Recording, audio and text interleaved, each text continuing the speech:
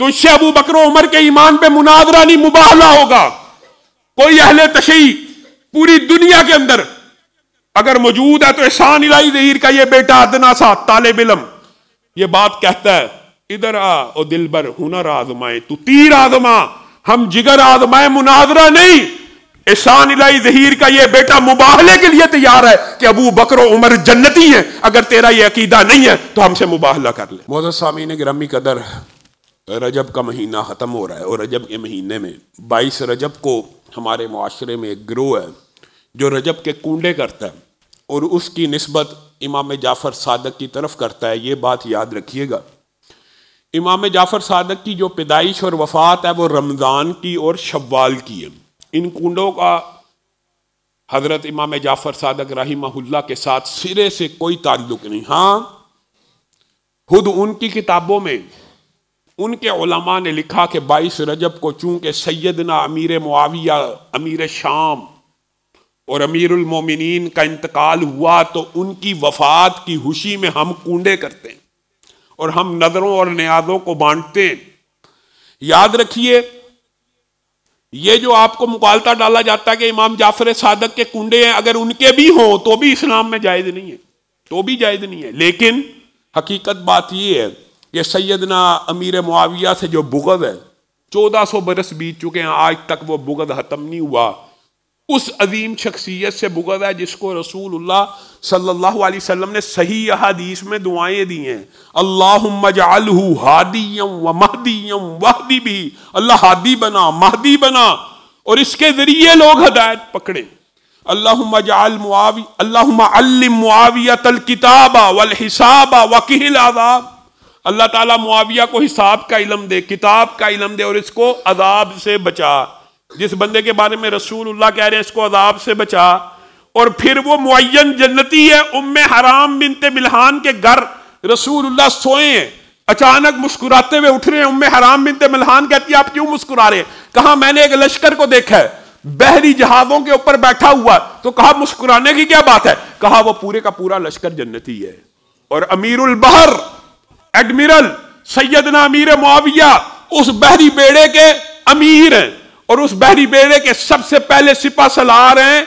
इसकी क्या दलील है? इसकी दलील ये है कि उम्मे हराम बिनते मिल्हान ने रसूलुल्लाह से कहा था, ए अल्लाह के रसूल मेरे लिए दुआ कीजिए मैं उस लश्कर में शामिल होके शहीद हो जाऊं। तो रसूलुल्लाह ने कहा था आप उसी लश्कर में शहीद होंगी।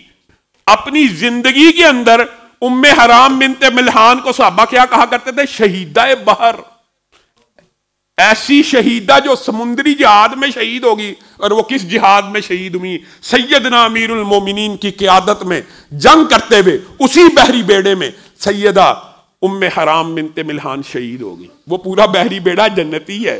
सैयदना अमीर मुआविया मुअय्यन जन्नती हैं, रज़ी अल्लाह के हकदार हैं, हुनैन की दुआ के हकदार है, हुनैन की जंग में शरीक है, हुनैन की कुरान की आयत के हकदार है। उस हदीस का मिस्दाक है कि जहां पे रसूलुल्लाह बाहर आके कहते हैं तुम पे अल्लाह फख्र करता अपने फरिश्तों के हमरा, उस मजलिस में सैयदना अमीरुल मुमिनीन सैयदना अमीर मुआविया शामिल है। वो अमीर मुआविया जिसके हाथ पे ये जो कुंडे का रहे हैं ना, इनके दो इमाम मसूम इमाम जो कहते हैं इमाम मासूम अनिल खता है, इनके इमाम हसन ने उस सैयदना अमीरुल मोमिनीन के हाथ के ऊपर बैत की और उनको अमीरुल मोमिनीन माना। और 20 बरस सैयदना हसन और हुसैन इनकी इमारत में जिंदा रहे। कोई एक जुमला, कोई एक लफ्ज, कोई एक जंग इनके खिलाफ साबित है तो बता दीजिए।